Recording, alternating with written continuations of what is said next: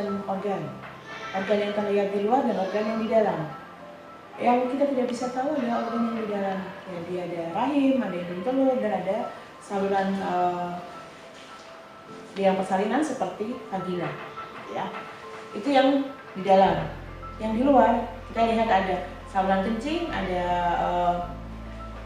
bibir kemaluan. Nah, di sini yang kita berbeda dari antara laki-laki dan perempuan. Kalau laki-laki organ kelaminnya ada di luar. Jadi kalau kejadian ada infeksi, ada sakit, gampang terlihat. Sedangkan pada perempuan organnya ada di dalam. Jadi ini yang perlu dirawat supaya kita tidak mendapatkan perawatan yang salah dan keliru dan akhirnya tidak menjadi infeksi. Kalaupun jadi infeksi seringkali diketemukannya itu terlambat. Ya, jadi yang kita sebagai perempuan harus lebih aware di sini.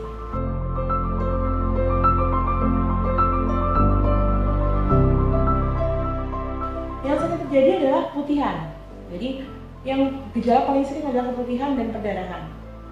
Nah, mungkin sering dengar mengenai kanker serviks, itu yang paling berat ya. Kondisi-kondisi kanker itu bisa terjadi pada semua organ kewanitaan. Itu yang paling berat, tapi bisa juga kondisi yang paling ringan adalah infeksi.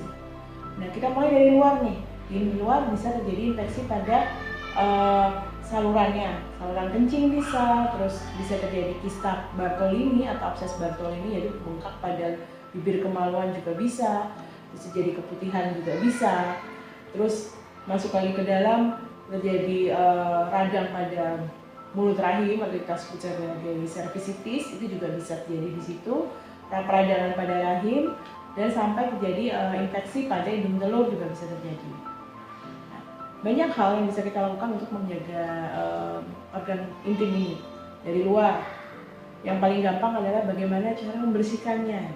Jadi kalau pada saat kencing, kita membersihkannya dari depan ke belakang, bukan dari belakang ke depan. Karena di daerah belakang itu ada saluran pembuangan atau anus. Jadi kalau yang ada kuman-kumannya yang memang wajar ada di sana. Jadi kalau kuman yang dari anus berpindah ke vagina, itu akan menyebabkan keputihan dan penyakit. Nah, terus lagi yang sering terjadi adalah membersihkan alat kelamin dengan pembersih-pembersih yang beredar sekarang. Kadang memang rasanya enak, kesat.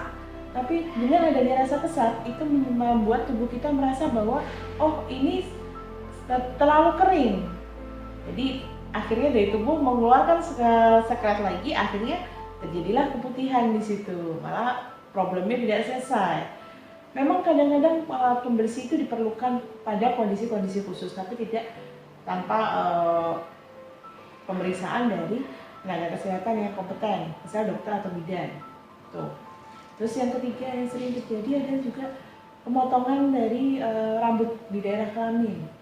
Nah, kadang ada kontroversi, apakah rambut ini perlu dipotong? Apa gunanya? Gini, jadi rambut pubis ini kalau pada laki-laki dia berfungsi untuk menutupi buah zakar supaya dia tetap ada suhu yang cukup supaya bisa menghasilkan sperma dengan kondisi yang baik. Tapi kalau pada perempuan sebenarnya tidak terlalu banyak fungsinya. Bahkan apabila terlalu banyak di situ bisa ada tempat tumbuh kutu, akhirnya jadi infeksi juga di situ. Memang perlu dipotong, tapi tidak dicukur. Kalau potong, kita masih menyisakan sedikit beberapa senti di bawahnya, beberapa mili bukan senti. Kita kalau istilah bahasa Inggris kita bilang clipping, jadi ada kayak disisakan sedikit. Dengan disisakan sedikit itu kita tidak menggores lapisan kulit di situ. Tapi kalau dicukur itu secara kasat mata mungkin tidak terlihat adanya goresan pada lapisan kulit, tapi sebenarnya terjadi goresan kecil pada lapisan kulit yang bisa akhirnya menimbulkan infeksi.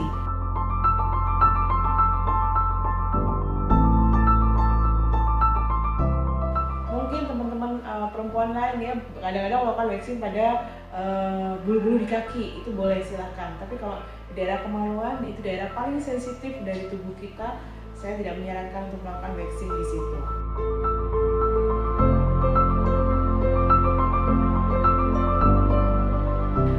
Perempuan suka lupa bahwa kalau kulit kita yang sensitif itu ketika kita kena parfum itu tidak boleh. Jadi yang seharusnya kita menggunakan parfum itu bukan di area-area sensitif. Jadi kan mungkin di bagian badan boleh, tapi kan di wajah itu tidak diperbolehkan menggunakan kosmetika yang menggunakan parfum. Kenapa? Karena dia lebih sensitif daripada kulit yang di badan. Nah, di daerah kewanitaan itu jauh lebih sensitif daripada kulit yang di badan, di wajah. Jadi kalau di wajah aja tidak boleh, apalagi di daerah kelamitaan. Jadi untuk memberikan pembalut, saya sarankan yang tidak menggunakan tambahan pewangi.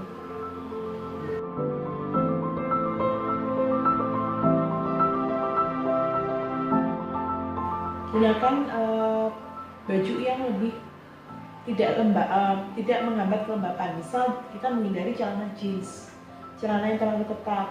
Mencuci celana lebih baik dengan bahan yang tidak iritan, yaitu dengan sabun mandi, bukan dengan menggunakan deterjen. Apalagi pewangi. Tadi kembali ke pernyataan saya tadi bahwa dia tempat yang lebih sensitif di situ. Mandi dengan air panas, cebok dengan air panas juga tidak disarankan, karena seolah mematikan kuman yang ada di situ dan memacu untuk timbulnya bakteri lagi dalam jumlah yang lebih banyak.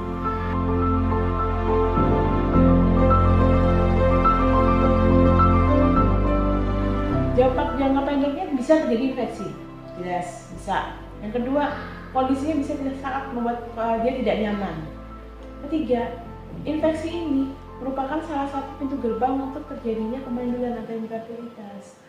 Karena dia bisa ada infeksi-infeksi tertentu yang dia bisa naik sampai ke atas sehingga membuat perlengketan pada organ-organ kewanitaan yang di dalam. Itu yang lebih membahayakan daripada yang di luar.